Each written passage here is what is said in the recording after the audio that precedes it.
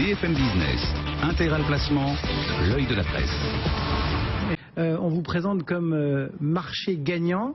Bon, allez, ce matin c'est un peu vrai, mais depuis quelques jours c'est plutôt marché perdant. Donc comment est-ce que vous réussissez à vous positionner, à regarder ces marchés évoluer? Premier constat, j'ai ces derniers jours beaucoup écouté les gérants, les experts qui sont passés sur ce plateau et ailleurs sur les chaînes généralistes. Et voyez-vous, Cédric, je sais que comme moi, vous êtes soucieux d'éduquer les Français pour qu'ils s'intéressent au marché financier. On témoigne la fameuse sélection d'intégral placement. Je me dis, à l'évidence, vu le discours des uns et des autres, je me dis vraiment que tout le système est fait pour nous mettre des bâtons dans les roues parce que la bourse bachigne à la vie dure dans ce pays. Pourquoi est-ce que vous dites ça? Ce qui m'a énervé d'abord, c'est le court-termisme des réactions. On ne gère pas un patrimoine avec des avis de court terme parce que le patrimoine, c'est du long terme. Alors voyez-vous, j'ai pris le parti ce matin de venir avec un petit graphique. Ce petit graphique, c'est l'évolution de la bourse de Shanghai. Alors, il y a des gens qui... on en a vu plein passer, oui. On en a vu plein, mais on a souvent vu des graphiques à très court terme. Moi, je regarde ce graphique sur 3 ans, et comme on n'a pas que des téléspectateurs, qu'on a aussi des auditeurs, je vais le décrire, ce graphique. Alors, ce graphique, on est en août 2012, et d'août 2012 à octobre 2014, on a une sorte d'électroencéphalogramme à peu près normal, c'est-à-dire qu'on a des hauts, des bas, sans vraiment beaucoup de tendance, etc., mais on a des mouvements qui sont relativement réguliers. Et puis, on arrive en octobre 2014. Et là, 2014, vous avez, boum, soudain, ça part comme une fusée, et ça flambe littéralement, et vous avez, quand je dis ça flambe, ça veut dire quoi en pratique? Ça veut dire que l'indice fait plus que doubler. Et puis, patatras, à partir du 12 juin 2015, le soufflet retombe. Le premier constat que je fais quand je vois ce graphique, c'est qu'il ne fallait pas être fin cardiologue financier pour se rendre compte qu'à partir de la fin de l'année 2014, la bourse chinoise souffre d'arythmie.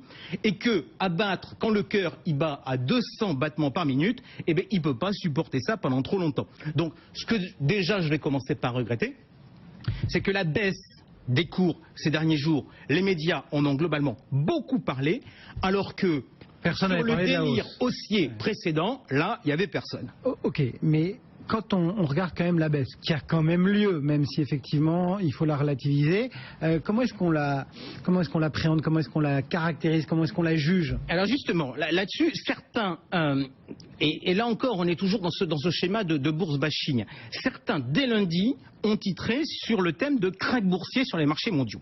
Alors, je sais que sous la profusion d'informations, il faut désormais faire preuve de sensationnalisme pour attirer le lecteur, l'auditeur ou le téléspectateur. Est-ce un krach ou pas? Franchement, seule l'histoire nous le dira. Mais pour le moment, on est quand même bien loin de 2008. Je vous rappelle qu'en 2008, on avait un marché qui avait baissé de plus de 20% sur une journée. Ou encore, on est, me semble-t-il, loin de la crise que l'on avait pu connaître en 2011. Alors, au passage d'ailleurs, puisque je suis en train de débattre sur l'utilisation ou non du terme krach, je voudrais revenir sur l'usage impropre d'un certain nombre de mots. On nous parle beaucoup du mot rendement. On nous dit que les investisseurs en quête de rendement se détournent des taux pour aller vers les actions. Là, je pense qu'on encourage une superbe confusion. Le rendement, en pratique, et pour un investisseur particulier, c'est un rapport. C'est un rapport entre un revenu qui est perçu et un montant investi. Et ce n'est qu'une partie de la performance d'un placement. On fait de l'immobilier pour avoir du rendement parce que l'on touche des loyers et que traditionnellement ces loyers, ils sont relativement stables. Franchement, l'idée que l'on recherche du rendement pour aller en bourse, j'y crois pas un quart de seconde. La bourse est globalement quand même perçue comme étant un univers de plus-value, même si le rendement constitue une part du résultat global, et ce que d'ailleurs les chiffres du CAC 40 ne démontrent pas, puisque le CAC 40 ne prend pas en compte le rendement. Comment est-ce que, malgré tout, on réagit face à la volatilité? Parce que c'est ça aussi qui a caractérisé un petit peu ces tout derniers jours.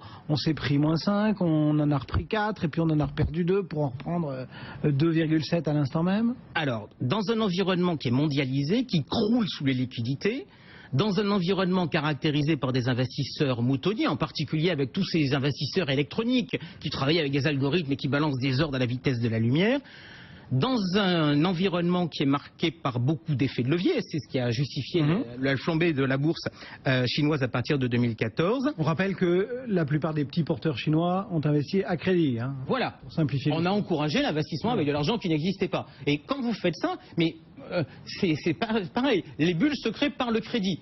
Si vous voyez la flambée du marché immobilier en France, ça démarre à partir de 2000, à partir du moment où le crédit est pas cher. Donc on sait très bien que quand on est dans cet environnement, la volatilité ne peut que flamber dans les phases de stress. Et l'autre chose qu'on constate dans cet environnement mondialisé, c'est que finalement les approches traditionnelles que l'on avait en termes de diversification, notamment la diversification géographique, ça marche pas.